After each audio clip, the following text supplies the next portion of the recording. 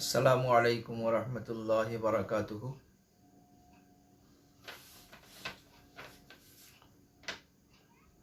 محترم سامعین کرام،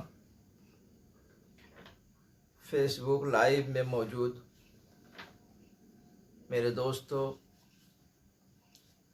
طلبہ عزیز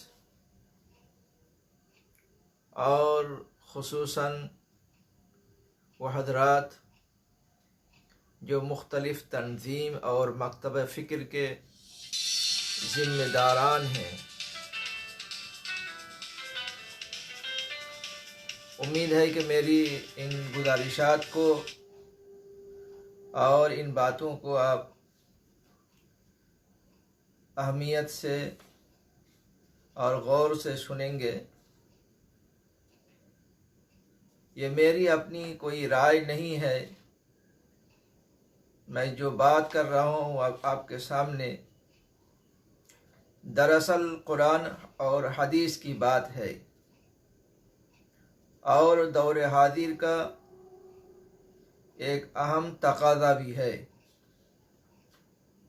آج فیس بک لائیو میں میرا موضوع ہے اپنے دوسرے مکتبہ فکر کے ماننے والے مسلمانوں کے لیے اپنے دل کو کشادہ کریں۔ یہ بات ایک لازمی ہے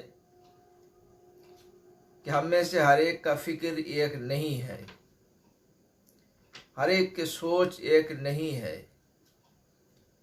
افکار کے اندر فرق اور اختلافات ہو سکتے ہیں، لیکن اس کو ایک حد میں رہنا چاہیے۔ اگر وہ اپنے حد کو پار کر جائے پھر وہ قوم و ملت کو برباد کر کے رکھ دے گا۔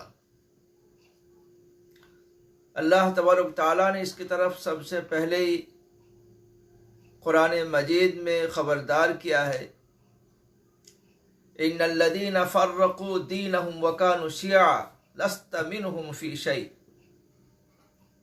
سورہ انعام میں اللہ تبارک تعالیٰ فرماتے ہیں کہ وہ لوگ جنہوں نے اپنے دین کو ٹکڑے ٹکڑے کر لیے اور گروہوں میں بٹ گئے، آپ کا ان سے کوئی واسطہ نہیں ہے۔ اس لیے کہ جو لوگ اپنے مفاد کے لیے، اپنے گروہی مفاد کے لیے، اپنے سیاسی مفاد کے لیے، اپنے قومی مفاد کے لیے اپنے قوم کو، اپنی ملت کو ٹکڑے ٹکڑے کر لے، یقیناً ان کا نبی کریم صلی اللہ علیہ وسلم سے کوئی واسطہ نہیں ہو سکتا۔ اس لیے کہ نبی کریم صلی اللہ علیہ وسلم اتحاد کے لیے تشریف لائے تھے۔ اللہ کے نبی صلی اللہ علیہ وسلم کے آنے سے پہلے لوگوں کے اندر لڑائی جھگڑے، جنگ و جدال برسوں سے چلتی آ رہی تھی۔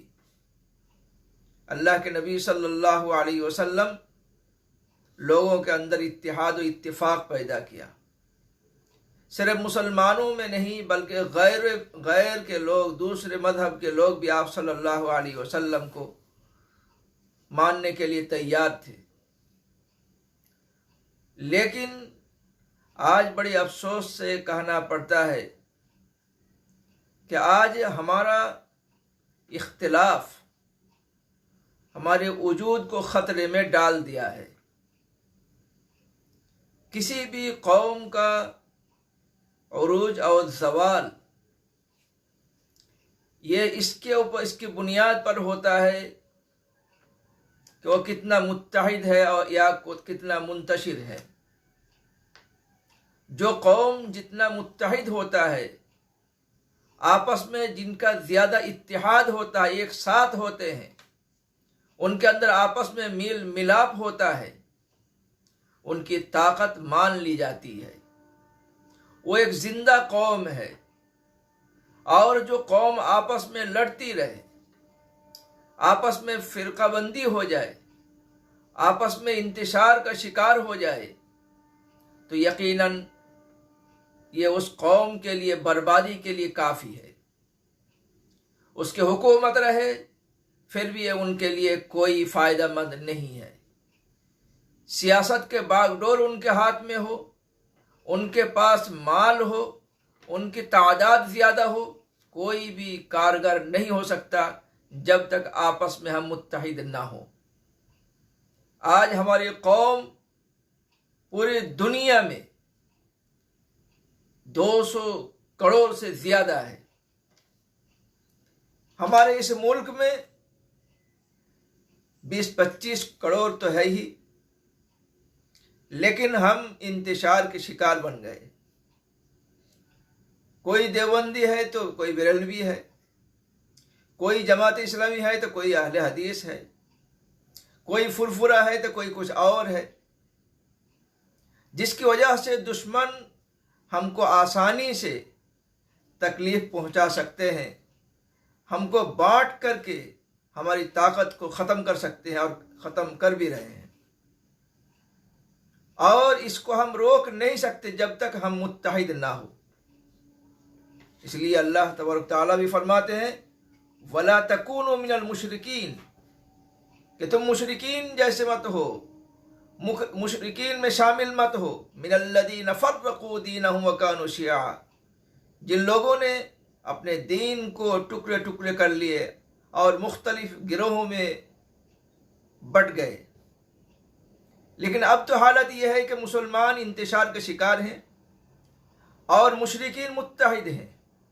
ان کے آپس میں اختلاف کے باوجود، ان کے مذہبی اختلاف کے باوجود، ان کے سیاسی اختلافات کے باوجود، ان کے قومی اختلاف کے باوجود وہ متحد ہیں، صرف اس لیے کہ مسلمان منتشر ہیں۔ اس لیے وہ دکھاتے ہیں کہ مسلمان اس ملک کے لیے بوجھ ہیں، یہ ہماری سب سے بڑا دشمن ہے، یہ قرار دیتے ہیں ہم کو، یہ گردانتے ہیں کہ ہم دشمن ہیں ان کے، اور اس کے لیے ہمارے اختلافات کو وہ سامنے لا کر کے وہ کوشش کرتے ہیں کہ ہم کو اور مزید ٹکڑے ٹکڑے کر دیں۔ ایک تو مذہبی طور پر ہم ٹکڑے ٹکڑے ہو گئے، مختلف فرقوں میں بٹ گئے، اس کے ساتھ ساتھ سیاسی اعتبار سے بھی ہم بٹ گئے، یہاں تک کہ مسلمان بی جے پی بھی ہو رہا ہے۔ جس طرح کانگریس ہے، مسلمان کانگریس پارٹی کے ساتھ بھی ہے، بی جے پی کے ساتھ بھی ہے، ترنمول کے ساتھ بھی ہے، کسی اور کے ساتھ بھی ہے۔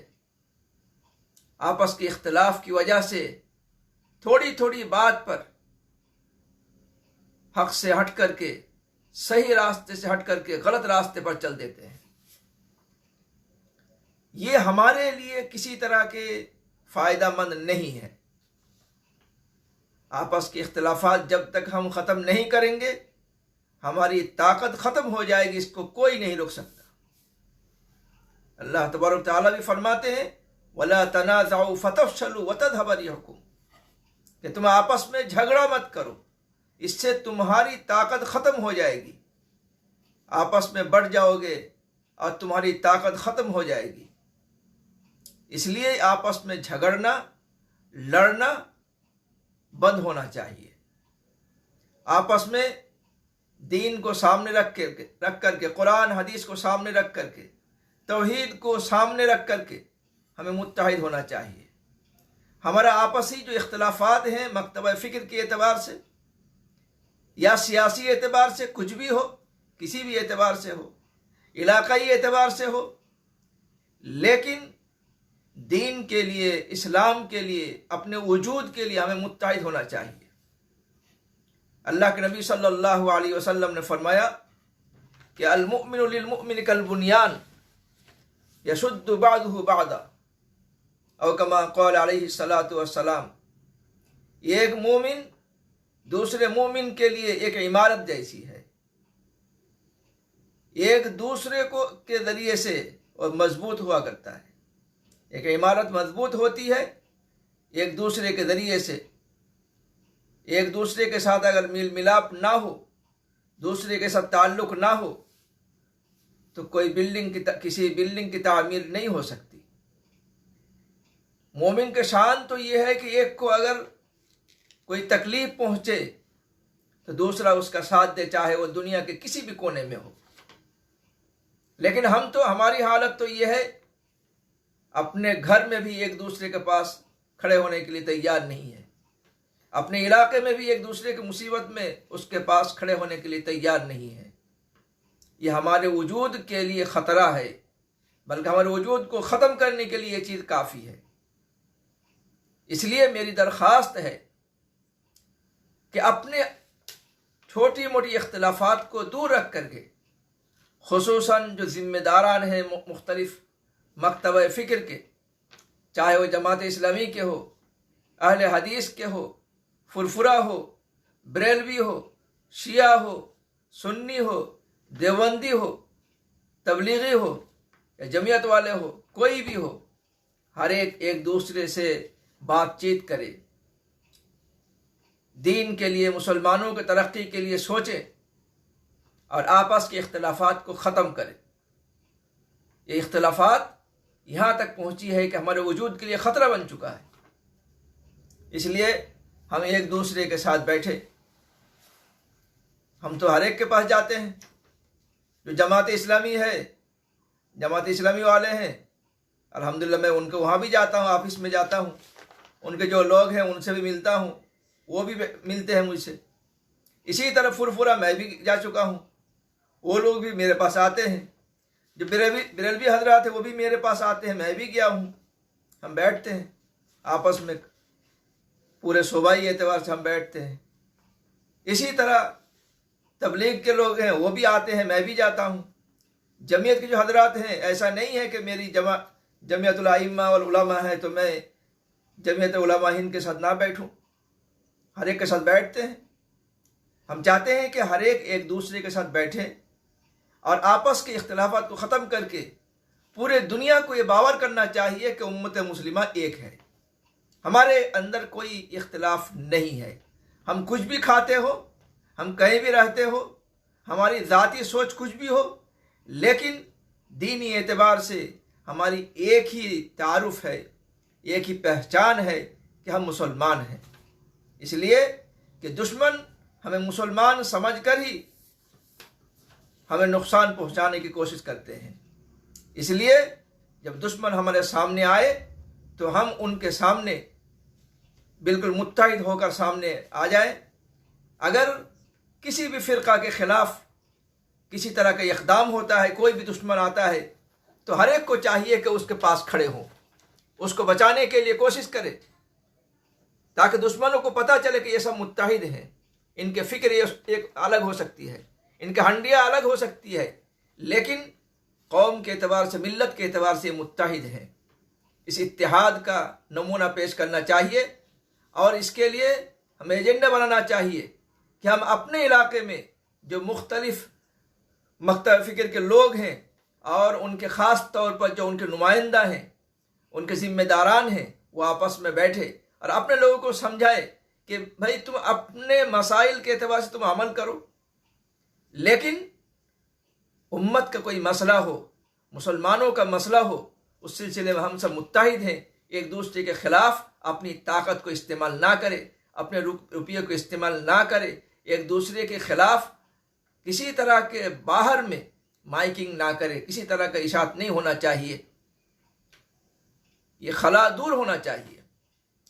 یہ بہت نازک حالت میں پہنچ چکی ہے یہ، اس لیے میری گزارش ہے، التجا ہے آپ سے، آپ حضرات سے، کہ اس طرح اپنے آپس کے اختلافات کو ہم دور کریں اور اتحاد کا ایک طرح کا نمونہ پیش کریں، تاکہ پوری دنیا کے لیے ہم نمونہ بن سکے، اور اتحاد کے لیے ہماری کوشش یہ پوری دنیا کے لیے ایک طرح کے نمونہ بن سکے۔